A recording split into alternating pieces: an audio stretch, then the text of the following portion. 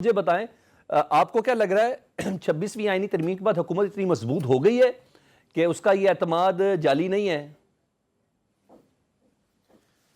26ویں آئینی ترمیم کے بعد جو ہے نا بہت بڑے پیمانے پر تبدیلیاں آ چکی ہیں. وہ آپ دیکھ بھی رہے ہیں کہ جوڈیشل کمیشن آف پاکستان جو سب سے با اختیار جو ہے وہ ایک آئینی ادارہ ہے 26ویں آئینی ترمیم کے تناظر میں جو بنا ہے اس میں حکومت جو ہے وہ اکثریت میں ہے اور ڈیفینیٹلی جو جوڈیشری ہے جوڈیشری کے اندر سے بھی ان کو سپورٹ مل رہی ہے. اس طرح کے جتنے بھی اقدامات ہوئے ہیں فیصلے ہوئے ہیں کمیشن لیول پہ اس میں حکومت تو تھی ہی ان کے پاس اکثریت تھی تو ان کو جوڈیشری کے اندر سے بھی سپورٹ ملی. تو اس کے بعد جو حکومت چاہ رہی ہے اسی طرح ہی تسلسل کے ساتھ 21 اکتوبر کو یہ 26ویں آئینی ترمیم ہوئی تھی.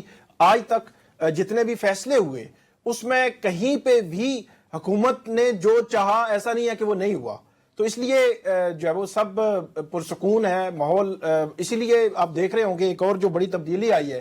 پہلے یہ ہوتا تھا کہ وہ عمران خان صاحب کے جو کیسز ہیں وہ ہر ہفتے میں جو G H Q gate case ہے گیٹ حملہ کیس ہے وہ ہر ہفتے میں 2 دن طے تھا. مطلب بدھ والے دن اور ہفتے والے دن اس کی ہیئرنگ ہونی ہے. توشہ خانہ 2 کیس بھی ہفتے میں 2 دن طے تھا.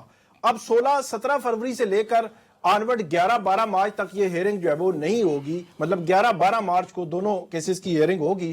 تو درمیان میں ایسے لگتا ہے کہ حکومت بھی یہ چاہ رہی ہے کہ عمران خان صاحب سے جو ملاقاتیں ہوتی ہیں وہ ملاقاتیں کم سے کم ہوں کیونکہ ان کیسز کی درمیان جو ہے وہ زیادہ ملاقات ہوتی ہے.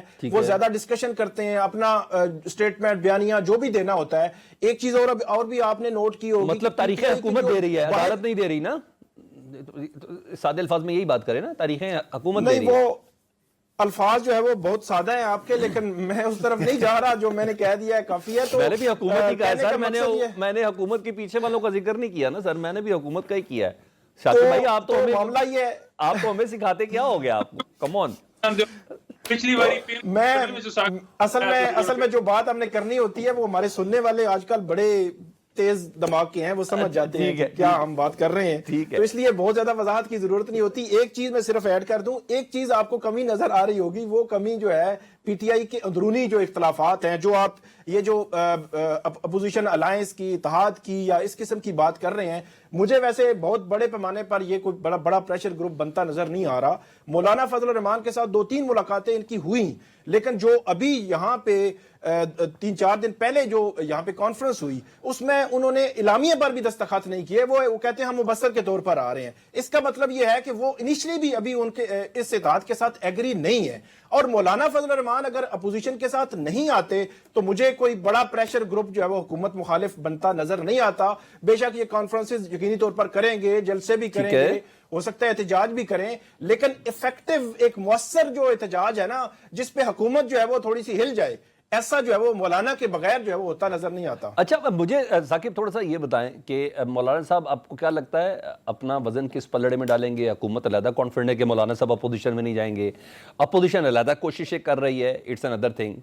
ایک تو یہ مجھے بتائیں اور دوسرا وہ جو مطالبات کے متعلق جو قیاس تھا کہ شاید کے پی کے میں شیئر مانگ رہے ہیں وہ تو سب چیزیں ختم ہو گئی نا. غوری صاحب نے بھی بولا کامران منصر صاحب بھی ہمارے پروگرام میں آ کے بول چکے ایسی کوئی چیز نہیں ہے.